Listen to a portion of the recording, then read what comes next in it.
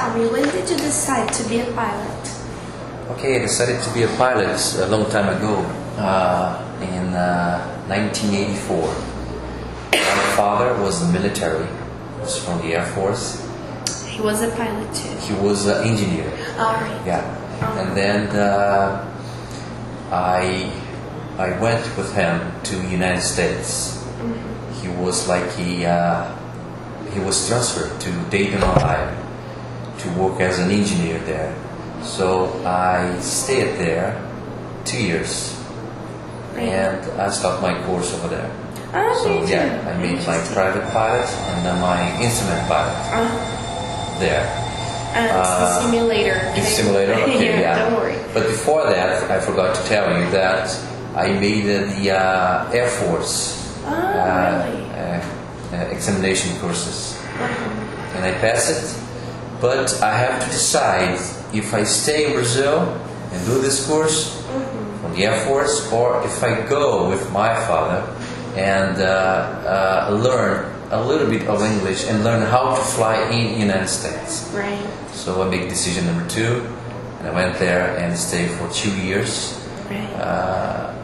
Doing my flight courses there, and I did the private pilot, instrument pilot, and commercial pilot.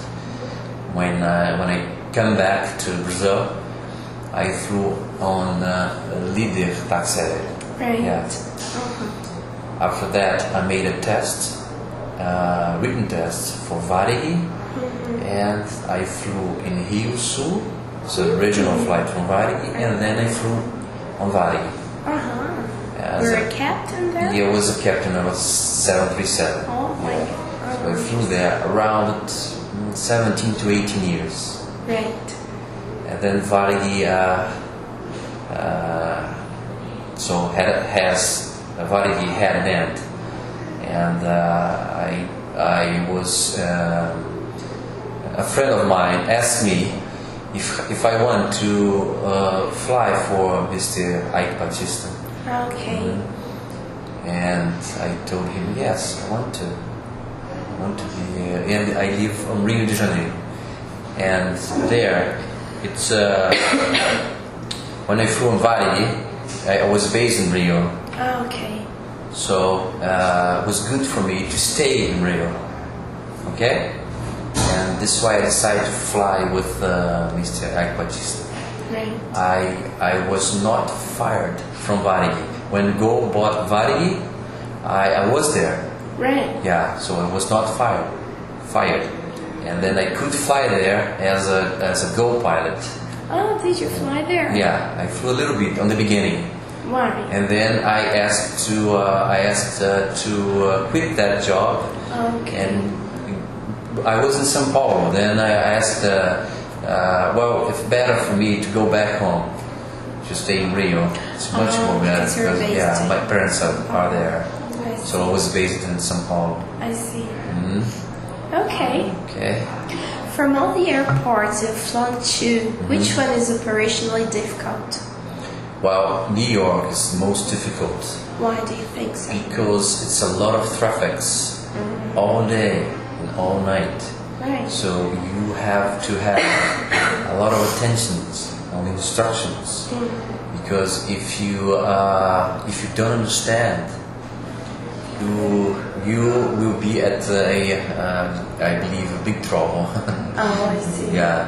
So New York, there is some rush times, and it's almost 500 to 800 aircrafts flying around it at the same time. Oh my God. Yeah. So Crazy. yeah, it's crazy. Yeah. Okay. What are the good and bad things about being a pilot? Well, the good things to be a pilot, you can, it's to be a pilot demands a lot of responsibility. Right. And you grow. You grow as a professional. How can I say? You grow as a human being. Right. So you have to do the job. So the responsibility makes you to be more responsible. I see. Do you understand? And in doing this, and for everything in life, you can make it things better. Right. Do you understand? Sure. Yeah. And the other things is to know places that you dream to be, to stay, you dream to be there someday. Right. Like New York, like Stansted in England. I went to Oslo, Norway.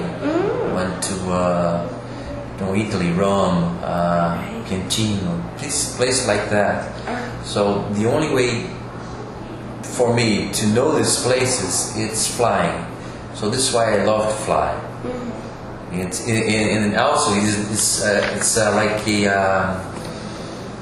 it's beautiful. You have like a machine in your hands, right? And fly. You have the weather and the mechanic things and the passengers. You have to deal with everything.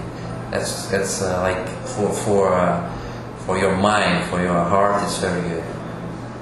Okay. Alright. So now we're moving to the second part of the test. Okay, second part of the test. In this part, you will listen to a speech from the recorder involving two different situations. When it finishes, I want you to report what you understood. Okay? Okay. Remember that you can listen to each extract twice. Twice. Okay. So you can adjust the headset. That's it.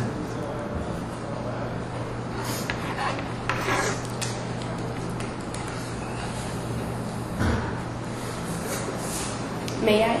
Yes, please.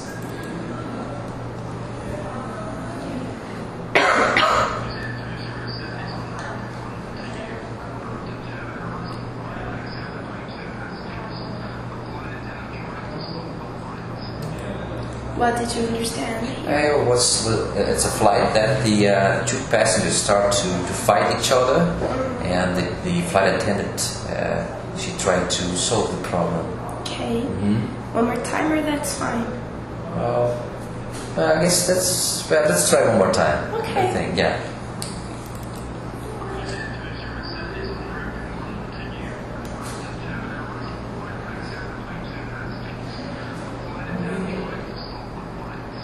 Yes, that's right. Yeah, so it was flight from London to New York.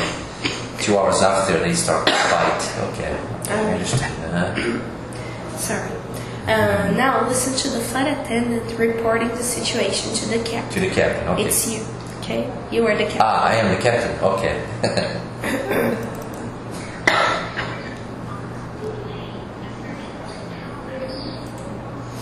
What did you understand? Yeah, it was a fight on the back of the plane. They are trying to control it. Okay, so I want you to give the flight attendant instructions about what she should do. What's okay, flight attendant? Well, okay, you go there on the back. Be always careful and try to ask someone to help you to stop that fight. Okay, and we have, if we have two male flight attendant male, we can they can help you very well. So ask them. We believe we have two men over there, two flight attendants that they can help you very well.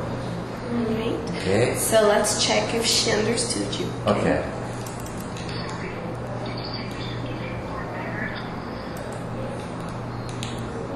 Can you try again?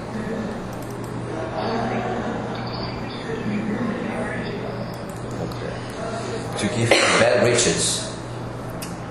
Did you ask them to do that? No, I didn't. Can you clarify the situation? No, sir. No, I didn't. I told you to go there and ask for the other flight attendants to help you to stop the fight. Okay? And if you cannot do this, okay, just come back here and then tell me so I can ask the ATC control to land at nearest Heathrow Airport and request for the police. Okay? Okay. So now I'll go to the second situation. Okay.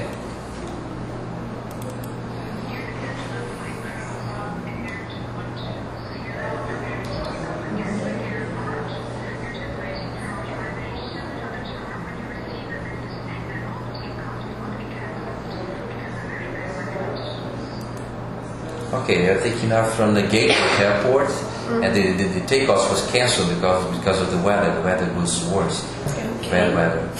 One more time, or it's fine? I guess it's fine. So now you are the captain. I wanted to ask ATC how long the delay will be. Ah, okay. Okay. Okay. The ATC, the ground. Yeah. The ground. Can I say any aircraft type? Oh, it sees the tower. In fact, the air traffic controller. Okay. Sorry, what did you say? No, because I didn't listen the call sign. Yeah. It's 2120. 2120. Okay. Tower 2120, and the tower will count. Okay, can you tell me what will be the delay, so I can tell my passengers? Right. So listen to them.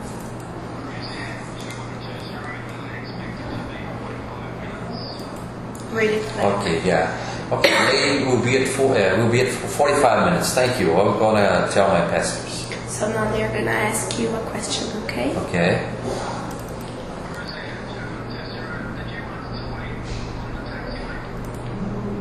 Can you play one more?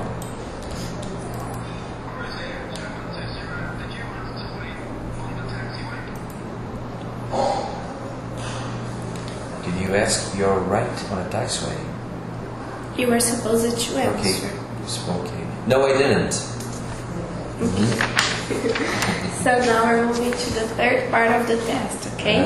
In this part, there are two different situations again, but this time I can play the CD only once. Only once, okay? okay. Then you tell me what you understood, and I'll ask you some questions about that. About that, okay. Okay. All right. So, may I? Ready?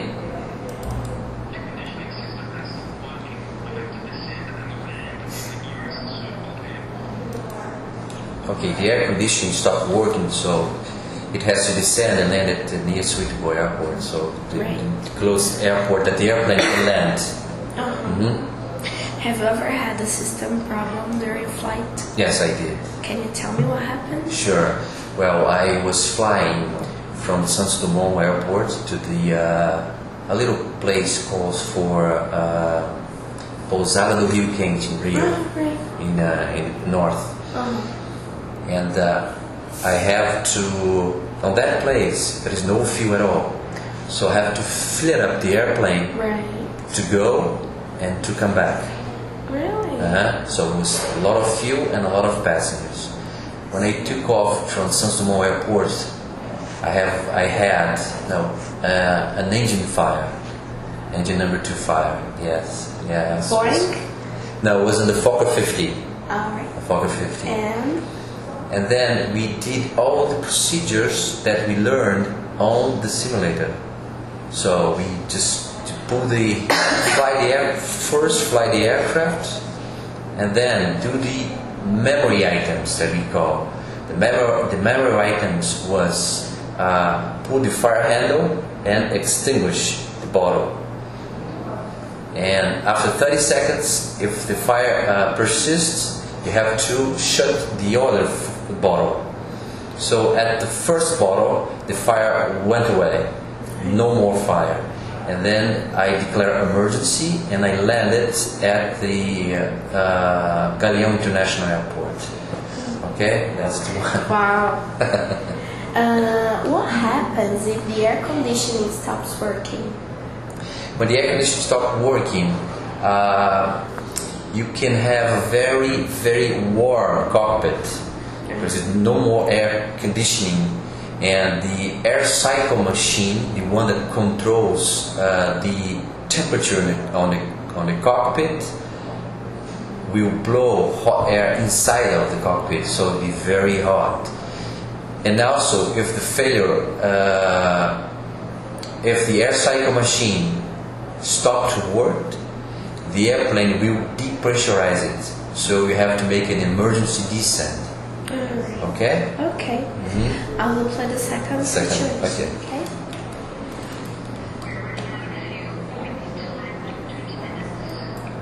What did you understand? It's running out of fuel and they need to land in 20 minutes. Right. So, for what reasons might a pilot need to make a non-scheduled fuel stop?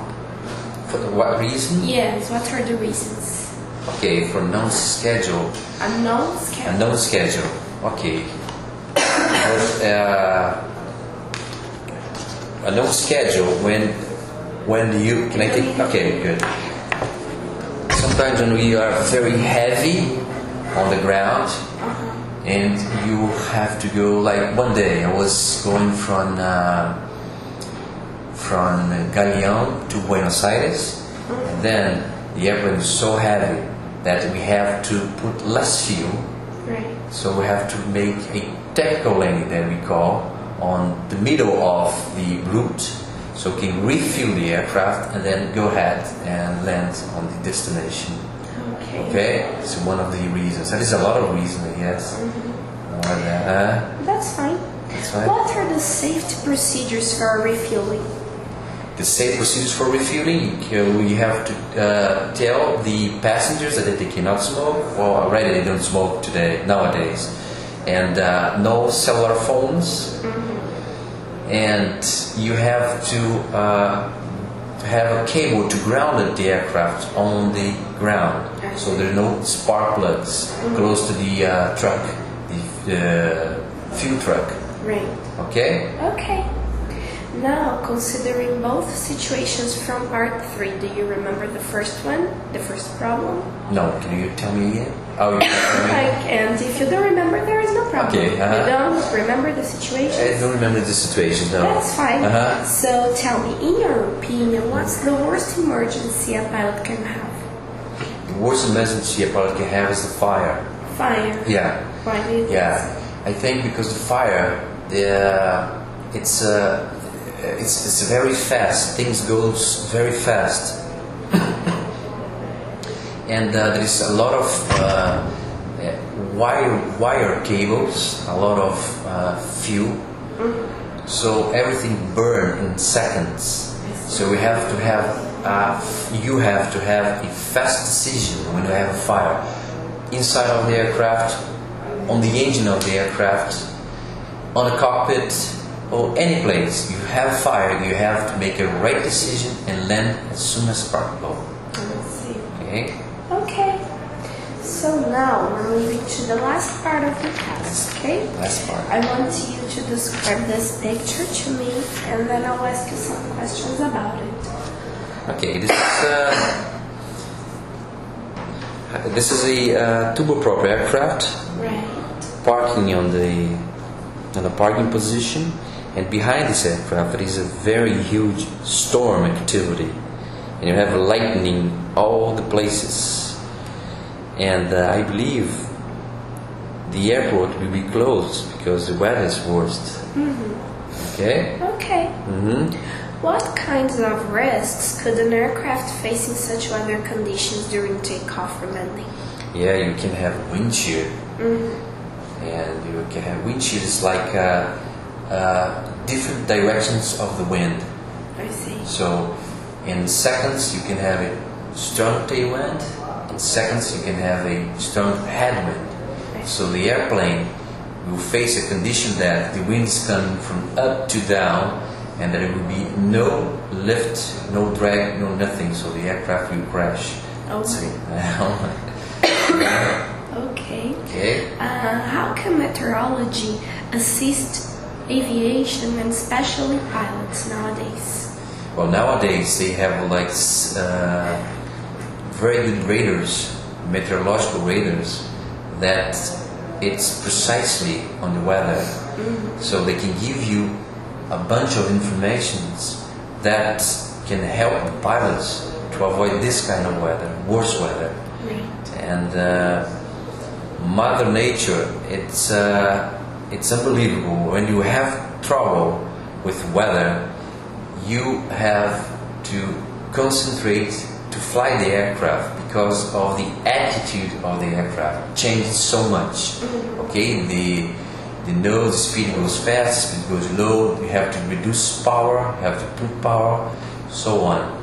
So you must be very careful. But nowadays you have a lot of information about the weather that you can't make a good decisions to avoid it. Right. Suppose you've been authorized to take off in a weather condition that you are not comfortable with.